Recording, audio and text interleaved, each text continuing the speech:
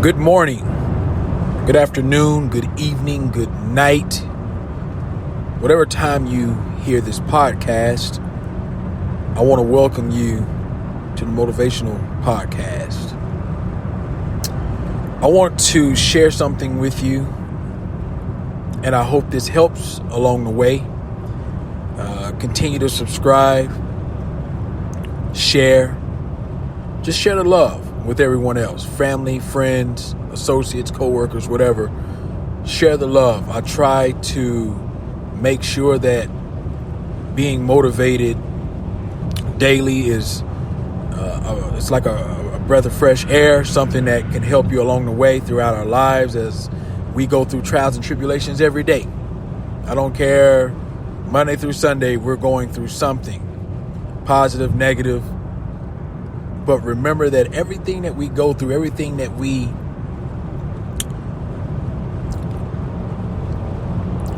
see is a blessing.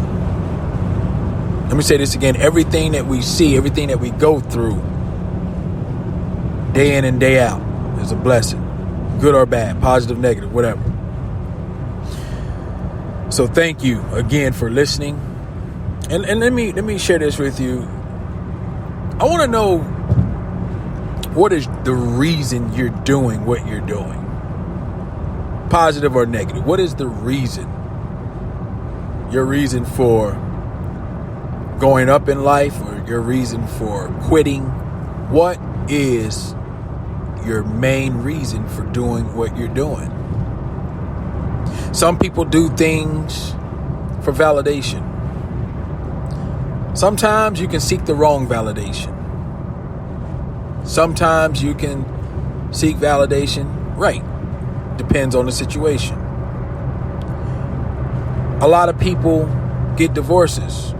What's the reason behind it? Oh, well, some people get divorces because maybe their spouses have gained so much weight, they don't contribute like they used to. Maybe they don't get the same benefits as they used to in other ways. Maybe they end up falling sick. And some people forget their vows. But what is the main reason for that divorce? What's the main reason for you continuing into your college education? Why? Why do you do what you do? Why do you study hard? Why? There's reasons for everything, but we have to figure out what that reason is. What if somebody asks you, why is your reason, for you to go to school? Why? What is it? Is it because mom and dad set aside $200,000-$300,000 since your birth, and they want you to go to school? The reason why this podcast is going to be put out today is because of the fact that some of our reasons are not kosher. Let me say this again. Some of our reasons are not kosher. It's not from us. It's not about us. It's about what others want. A lot of times our reason for doing things is because of what others may feel and think about us. But what people don't realize is that what you do in life, what God have already set up for you to do, that's what's going to make you happy. Some careers will not be a career to where you make 6+ digits a year.